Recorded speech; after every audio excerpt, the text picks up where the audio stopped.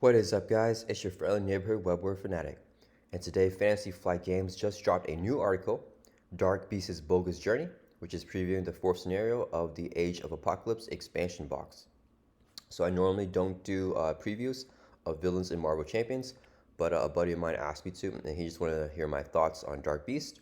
So definitely let me know down in the comments if you guys want to keep seeing videos like this, or if this is not something that you want to see, and I'll either keep doing them or stop doing these. Okay, so let's go ahead and get started here. Age of Apocalypse. So we already got the third villain, which is Apocalypse himself, and then I guess after we defeat him, we're gonna see a Dark Beast here. The apocalypse is nigh. As we approach the onset of Marvel Champions, we want to provide a deeper look at each of the scenarios in the Age of Apocalypse campaign. Today we're showcasing the campaign's fourth scenario, which features a surprise servant of Apocalypse, Dark Beast. So I'm digging the card art here. He looks very, very devious. This looks like it will be a very fun scenario. A trip through time. After the third scenario of the campaign, Apocalypse has been defeated. However, the world is still in a chaotic, violent, and dystopian state.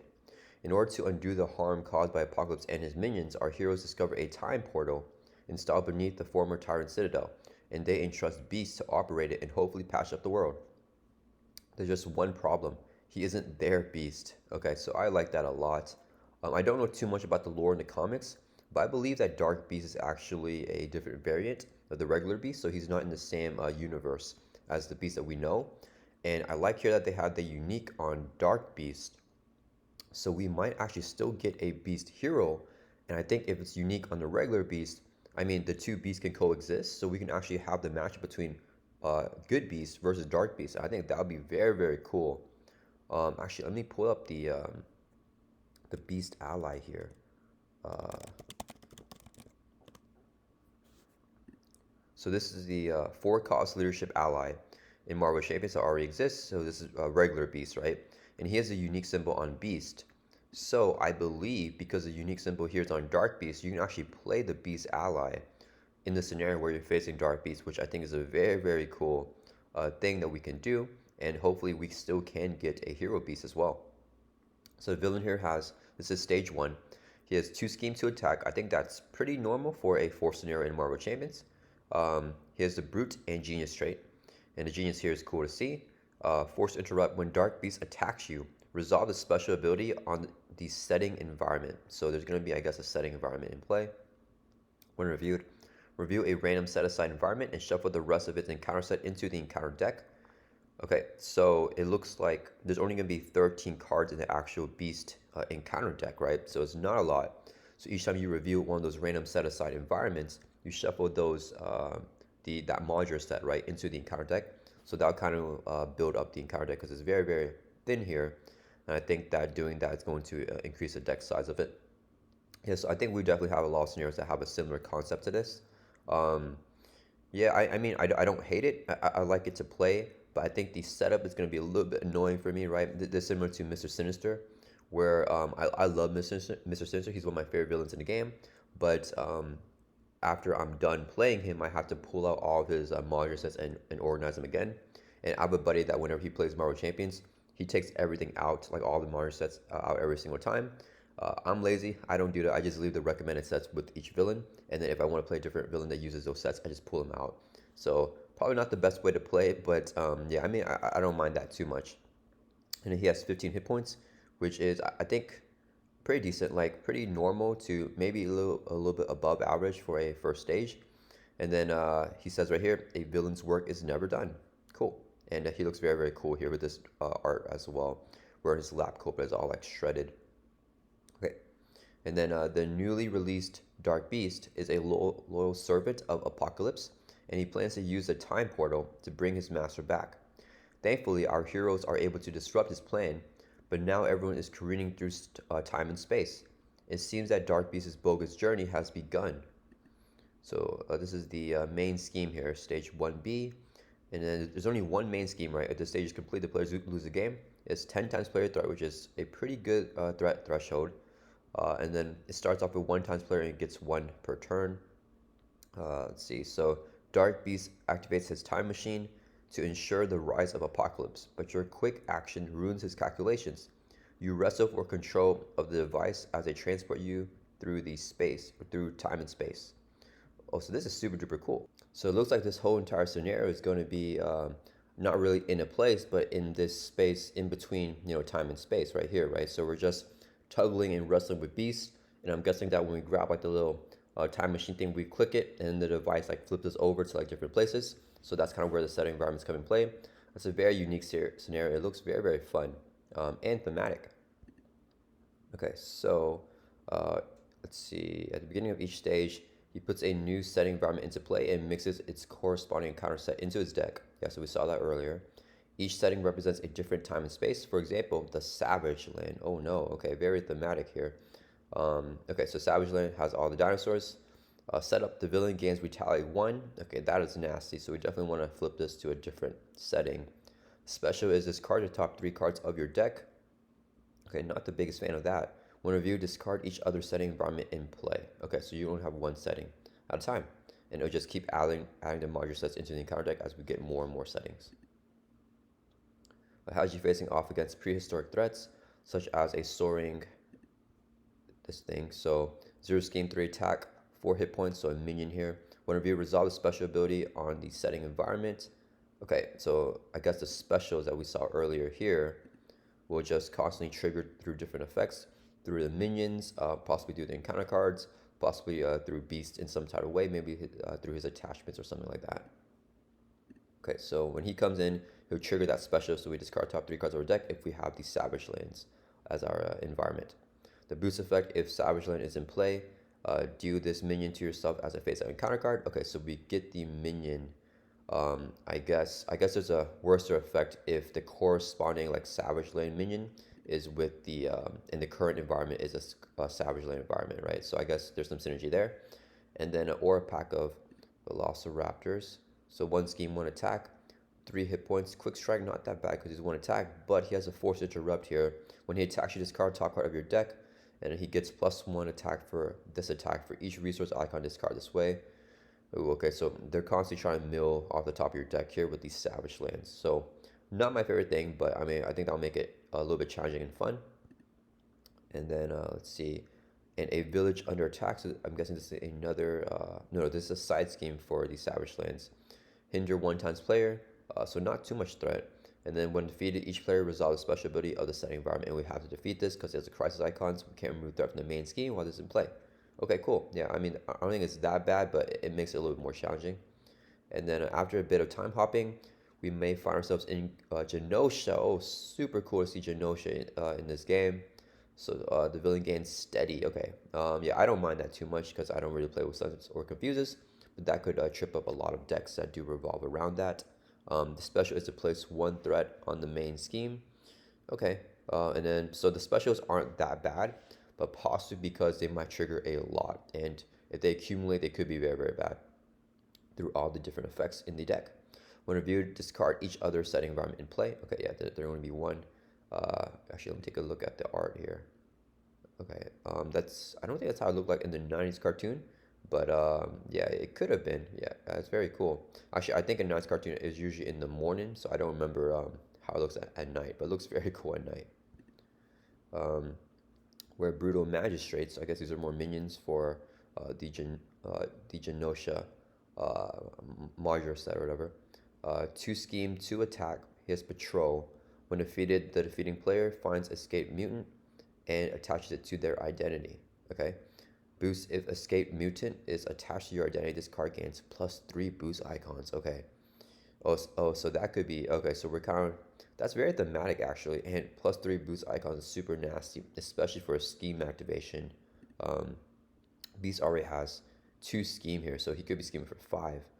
And then where are the escape mutants? Genoshan Mech, 2 scheme, 3 attack. This guy is nasty with 5 hit points, guard, and toughness. Force response after he attacks and defeats 1 of your allies. Resolve special of the setting environment twice. Okay, yeah. So this is the stacking thing that we're a little bit worried about.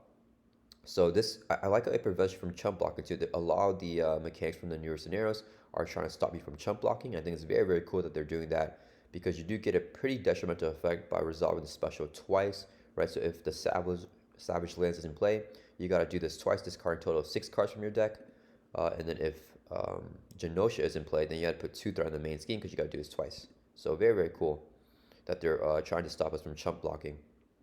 And he is pretty a pretty hard hitter. And then we have, oh, these are the escape mutants. Oh, so this is just an attachment. So I thought that the escape mutant would be like, like a minion or something like that that goes on your identity, but it makes a lot more sense that it's an attachment. It's very thematic, right? So it'll still feel like a character, but while you have an escape mutant next to you, you get a detrimental effect, right? Each Genosha minion that engages you gains Quick Strike, which is terrible. And as an Alter Ego action, resolve the special ability on the setting environment to discard this card.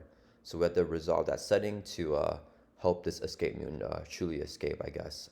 Okay, that is a really, really cool concept. I like that one a lot. And then it kind of wants us to flip over to Alter Ego too, which if you guys know me, I love flipping down, so it'll give me more opportunity to do that. And you don't have to exhaust yourself too, which is really, really nice. All you have to do is resolve this special on the setting environment to discard this card. Cool. Okay, and then let's see, with Dangerous Vigor, another time hop, and suddenly you're on the blue area of the moon. So this is another setting environment. Each minion gains guard. Okay, that's not that bad. Specials do 1 damage to your identity. Okay, so this is not an attack damage, so this could be a little bit detrimental. When reviewed, discard each other setting environment to play. So it's cool that there's ways to do damage to you through this card, and then through this setting environment, we accumulate threat, and then through this setting environment, we discard cards from the top of the deck. It actually kind of reminds me of Venom Goblin, where each one of his 3 different main schemes has like some sort of detrimental effect. But I think these are a little bit easier to handle. And then Gladiator, I'm guessing is a minion here. Oh, Gladiator! Isn't this from the Imperial Guards from that one alien tribe? I forgot their name. So Gladiator is 2 scheme, 3 attack, 6 hit points, so decently powerful. He has teamwork here. And while Trial by Combat is in play, Gladiator cannot take damage. Ooh, okay. If Trial by Combat is in play, do Gladiator to yourself as a boost, as a face down encounter card. Okay, so the boost effects are very similar to the other ones, where you might just get him as an encounter card.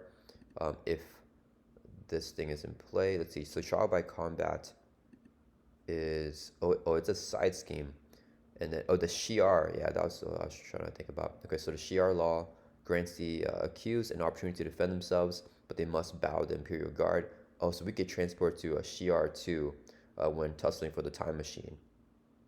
Hinder 1 times player 2 threat, so not that much. When defeated, shuffle each Imperial Guard minion in the encounter discard pile into the encounter deck. So similar to the Acolyte side scheme for Magneto, with just a amplify icon. It's not that bad of a card. Well, actually, it is. So by itself, it's not that bad, but it's actually terrible because it'll trigger a lot of these effects with the Imperial Guard minions and probably a lot more other cards in the Blue Moon module set. So yeah, I mean, we definitely want to get rid of it as soon as possible. Okay, and next we have Dark Beast's attachments here. So he has high-tech goggles, +1 scheme attached to Dark Beast. Hero action, exhaust your hero and resolve the special ability on the setting environment to discard this card. And as a boost, attach this card to Dark Beast. Okay, so, I mean, not the worst thing. I think the exhausting is going to be a little bit worse, and you just have to resolve the special ability once. And he has a genetic enhancement, so he's very similar to Mr. Sinister. +1 attack for this one. Hero action, exhaust your hero and resolve special ability of the setting environment to discard this card, and the same boost effect. Okay, so these are pretty straightforward. Yeah, I feel like I usually just take them. I mean, they don't add too many effects. He just gets +1 scheme, +1 attack. But if you can mitigate his scheme and attack, it's not going to be that bad. Yeah, so I mean, it would just make him 3/3, which is pretty hefty for a stage 1 villain. But I mean, I guess you probably do want to get rid of them if you don't have a way to mitigate his damage or schemes. Yeah, it just takes an exhaust, and then yeah. So I like how a lot of cards revolve around resolving the special ability of the setting environments. That makes the scenario feel like it interacts with itself a lot. And then naturally, Dark Beast won't simply sit idly by while you journey through time. As you may have noticed, each setting environment has a special ability that can be triggered by various effects, and Dark Beast happily triggers that ability every time he attacks. So very similar to Venom Goblin and his main scheme specials, where a lot of his cards will trigger those special effects. And that's not all. Beyond powering himself up with high-tech goggles and the genetic enhancements that we saw before, Dark Beast can also beef up minions with cruel experiments. Ooh, so he's experimenting on the minions here. So +1 scheme, +1 attack for the minion, and +2 hit points and guard. Okay, so this is a very, very nasty attachment. And I love the card art here. the card art that we saw earlier of him experimenting on these minions. When reviewed, discard cards from the top of the encounter deck until you discard a minion. Review that minion and attach Cruel Experiment to it. Okay, so this card doesn't get attached to any current minion that's in play. So when we're playing the scenario, we still want to clear the board of all the minions. And then this will pull out a minion itself. So this is worse than getting just a minion because you get the minion and you get the Cruel Experiments on it. Which makes sense because Beast is really forcing this minion into play right here, right? Cool, so very thematic. Making the threats that pop up on this temporal escapade even nastier. With all these tricks up his sleeve, it's clear that this is one evil genius and you have to take seriously. So what is this? A treachery card. Okay, when reviewed. So I think this is just the regular one where the villain activates if they get this a treachery. So let's see if Beast has any different variations of it. When reviewed in Alter Ego, he schemes, give him a tough stats card. When reviewed in hero form, Dark Beast attacks you, give him an additional boost for this attack. Okay, so yeah, that's pretty nasty. Getting tough is nasty, and giving him 2 boost cards for the attack is pretty nasty as well. And there'll probably be multiple copies of this card in his encounter deck. Time travel shenanigans. With his time portal and evil plotting, Dark Beast hopes to undo all the hero's hard work by bringing Apocalypse back into power. You'll have to work fast in order to stop his malicious mastermind, from plunging the world back into chaos. With that, we have covered 4 of the 5 scenarios from the Age of Apocalypse campaign. Keep your eye out and look at the campaign's final scenario in the next couple weeks. Okay, cool. Did it show any more copies of Beast? Let me see. No, I think that's it. Okay, so we only saw the first version of it. It seems like, right? Am I missing something? Yeah, I think we only have the first version here. Okay, so cool. I mean, he looks like a very, very fun scenario. I think he will be decently challenging, and I like how you have to kind of game plan for it. So I love scenarios like this because it reminds me of Venom Goblin, right? So depending on which setting environment is out, you have to choose if you want to trigger the special ability a lot based on the amount of attachments that Dark Beast gets, right? So if it's a really nasty special, like let's say you have the Genosha one, and you're already having trouble like managing the threat, that like if the threat threshold on the main scheme right here is like, let's say, I don't know, 8 out of 10, and you're playing on solo and you're having trouble throwing it down because you're dealing with Beast's pressure, then you don't want to use these hero actions here to resolve the special ability of the setting environment, and you want to do things to mitigate that. But if like the threat is not that big of a deal right now to you, or if you don't care, or if you have synergies with discarding the top card of your deck, right? Then you may want it to trigger. So then you want to use these specials and trigger those effects. So like how you can kind of like make decisions based on what's going on in your current like game. So I always like scenarios that can feel different game to game depending on what cards you draw, depending on how you're doing. So that I think that's gonna be a very fun scenario. Definitely one of the more fun scenarios that I've seen so far, and I like it's very simple and thematic. And I think depending on how often he can trigger the special abilities here, right? Which obviously he does every single time he attacks, right? So that's gonna be a lot. Yeah, actually, I think I kind of glossed over this the first time, but when Dark Beast attacks you, resolve the special ability on setting environment. So every single time he activates, or at least he attacks, then he's gonna be triggering those specials. So to me, that makes me want to flip down and just allow him to scheme, so he doesn't trigger those specials as often. But at the same time, his scheme is a decent stat here. I'm assuming maybe he'll go up to 3/3 or even more on his second and third stages there. So he could be tough. Yeah, we'll have to kind of see it and play it out. But I think it definitely looks fun and looks like that you can manipulate a lot of different ways, which is what I like in a scenario. So yeah, that is those are my thoughts on Dark Beast. Let me know what you guys think. If there's anything that I missed, I looked through some of the cards and I didn't look through all of them, so I was kind of surprised to see a lot of the later cards here. So let me know if there's anything that I missed or anything that I got wrong. But yeah, let me know if you guys like videos like these where I'm previewing the villain, and if not, please let me know as well, and I will stop doing them. So I will see you guys in the next one.